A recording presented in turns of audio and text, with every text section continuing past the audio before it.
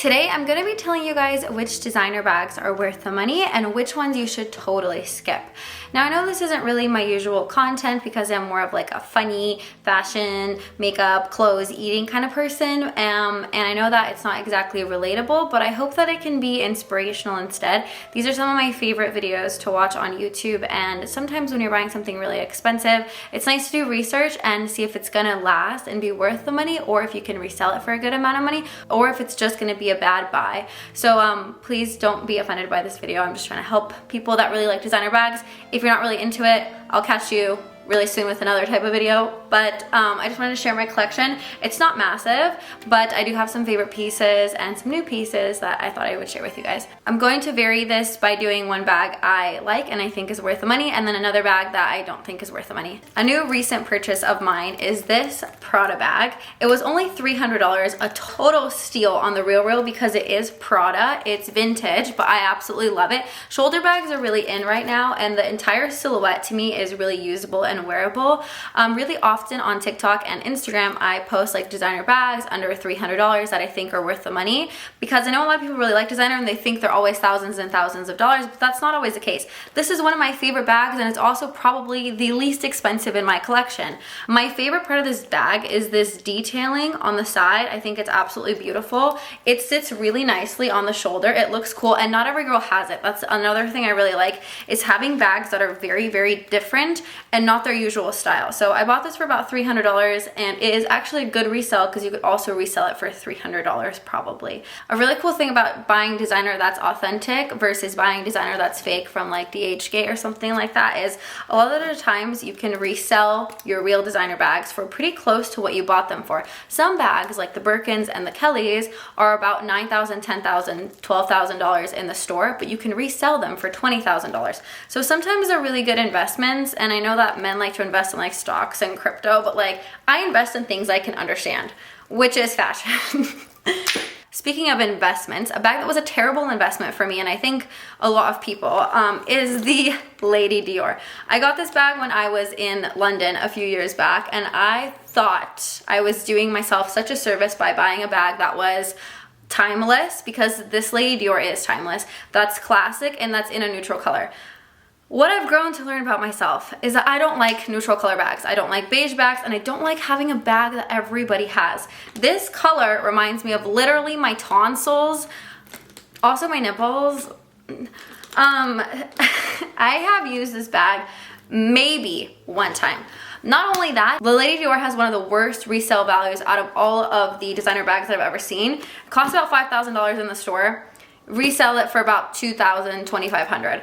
That's because it's so popular and so prevalent that literally everybody has one, so the market is super saturated. It is a good quality bag. I'll give Dior that. They make some great quality bags. I've never had a bad experience with them. I made a bad choice in buying a color that I didn't like because I was trying to be safe. Never play it safe, girlies. You know, I'm not a safe girl. You think it would match my outfit today, but like, don't I look like I'm going to a gala or something? Like, I feel like I look like the third wife of a husband. I also don't like bags that I can't put on my shoulders. I don't know why I bought this. I thought the strap would help mitigate that issue. To me, when it's on my wrist, it just feels like a luxury handcuff. A bag that I do love, that didn't cost me nearly as much, is this vintage Chanel from 1994, 1995. It's got the laser cut Camilla flowers in it. Everyone screams at me for the way I say Camilla. I don't know how to say it, okay? The bad thing about this bag is that I did rip the chain, but I feel like this is an easy fix. I also, yeah, see, it can be fixed easily. Nah, not my fault. I've worn this bag so much. I think it was like $800 or $900 from what I remember. I bought it a long time ago, I think on Poshmark. The only thing is, because it's so old, it's like 20, almost 30 years old, some of the bottom of the bag is like falling apart. But to be honest, for Chanel, which has some of the highest prices for designer, $800 or $900 is absolutely a steal, and I'm sure I can sell it for about $2,500 right now as soon as I get the strap fixed. Because everybody loves Chanel. It's like timeless, and it's something different. It's not what every girl has. So as you can see, it's not always about how much money you spend on it. It's buying things you actually like. So far, the bags that I like are way less expensive than the bags I don't like. So don't always think that just because it costs more, it's gonna be better. If you can afford it, you should buy it, because it doesn't mean you should buy it. Speaking of thinking it's gonna be good quality because it's expensive, I'm gonna get canceled. I'm never gonna get a sponsorship from Bottega Veneta for saying this, but like, caution to the wind. This is my Bottega Veneta padded cassette bag that I bought on Net-a-Porter, actually. Terrible quality. I've worn this once. I'm sorry, does it not look to you like Zara made it? The color is just off. Like, it's supposed to be beige, but I feel like it runs yellow. It reminds me of like when girls want platinum hair and it turns yellow. Myself included, I have all these like yellow chunks in the bottom. This is what the color reminds me of. Also, it's gotten completely wrinkled and I haven't worn it. And people are like, oh, it's because of the way you're storing it. How should I be storing it to prevent wrinkles? Like, the people said to stuff it. Okay, but that doesn't prevent the top flap from wrinkling. Also, when bags are this high maintenance and you have this much responsibility and keeping it nice even though you're not wearing it, I don't think it's worth it. Also, the stitching's falling apart. So this bag is also for sale and people are like, oh, Blair, how come you're selling bags you hate? If you hate it, like, how can it sell? Trust me, just because I hate it doesn't mean other people hate it too. Like, this might be someone's favorite bag ever in the whole world and they really want it from Bottega Veneta. I don't want it. Someone else can have it, you know? Another bag I love. I got this last year when I was in Miami. This is probably my all-time favorite bag in the whole world. I feel like it adds so much to your outfit. It also has a clip in the bag, so you technically could clip it onto another purse. The only thing is it's kind of hard to close because of all the beads, but if you stuff it with like eyelash glue, lipstick, your credit card, your ID, and a tampon, which is pretty much all you need in your life, it closes amazingly, effortlessly. I also love the gold chain. I think it's so beautiful. And to be honest, it hasn't tarnished at all and I've worn it so very much. See how it makes my outfit so cute? I don't even want to talk about this bag because I'm ashamed of my choices. Another luxury handcuff. This is a Fendi bag I got in Venice.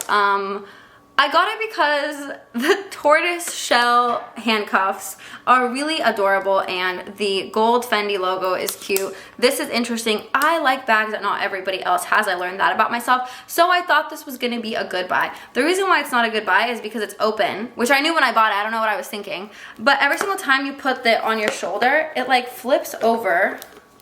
Well, see, I guess it could be a cute bag with today's outfit, but it's just a cold gray color, and I feel like I mostly wear warm colors. So not only is the color not great for me, but also the tone is not great, and it's confusing that it's such a cold gray color when the gold is so warm and there's brown on the handles. I have tried so hard to style this bag. Trust me, I've tried to wear it so many times. It doesn't work for me. It's like, it's the most difficult relationship I've ever had. And trust me, I've dated a lot of people. So if this is the thing that's giving me the most grief, it's grief inducing. But I'm not gonna lie to you. I think it's a very beautiful bag. It's just not for me. These are called the Sunshine Shoppers, I think. But if you like it, I feel like it's not a bad buy. Just remember, it's gonna be open. I don't like anything that's open in my life. Even my heart and my legs are closed currently, until further notice.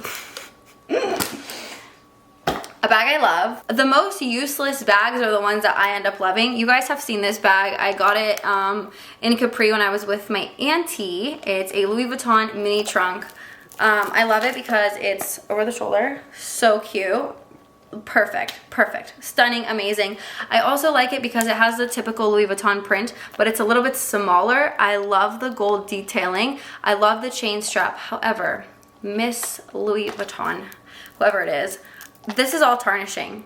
Tell me why you're tarnishing so quickly. For what reason? Also, another thing that I hate about getting designer bags is like when they do tarnish like this, they say they will fix it for you, but they also have to like send it to Paris for like 6 to 8 weeks, sometimes months if they're backed up. So it's like, why are you gonna make a product that's so easily tarnished and then charge thousands of dollars for it, you know?